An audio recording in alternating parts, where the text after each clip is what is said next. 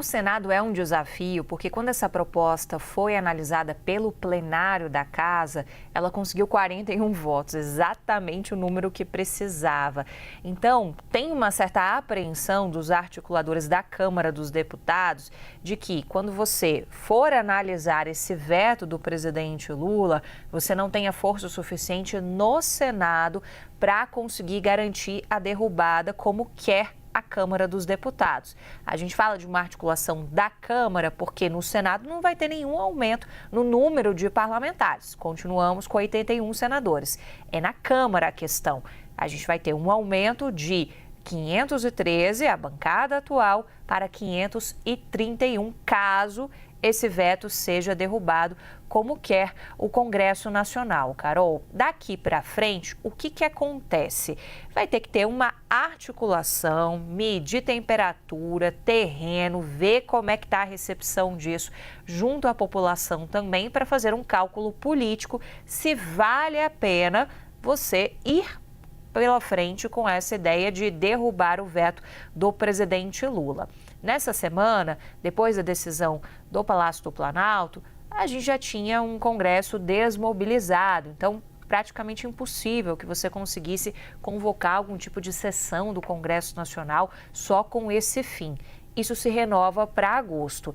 Tem um outro ponto da discussão, que é pensar no prazo que tinha sido dado pelo Supremo Tribunal Federal até 30 de junho.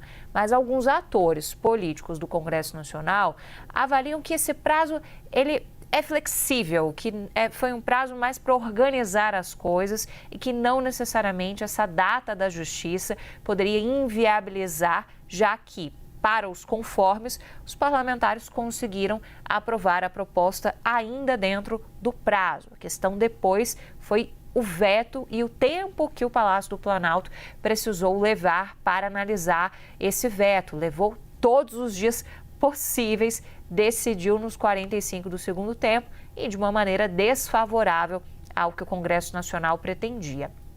Então, vai ter que passar também por uma relação entre Hugo Mota, Davi Alcolumbre, deles para os parlamentares, para ver se eles conseguem sensibilizar os parlamentares a colocarem a assinatura novamente de apoio a essa ideia que é muito impopular.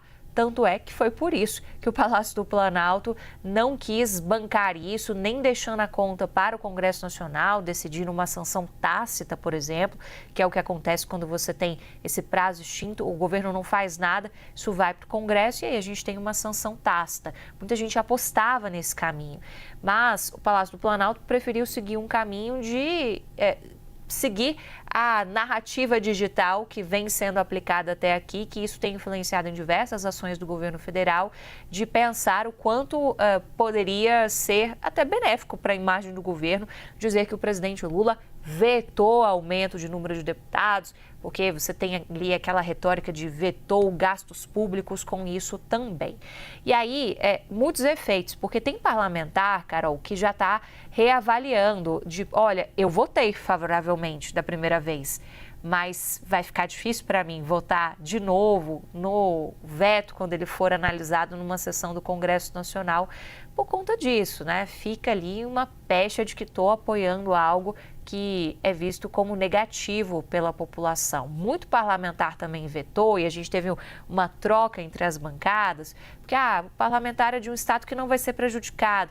Mas o colega ali do mesmo partido, de um estado que vai ser prejudicado, fez esse pedido. Então, houve ali uma rede de influência entre os parlamentares.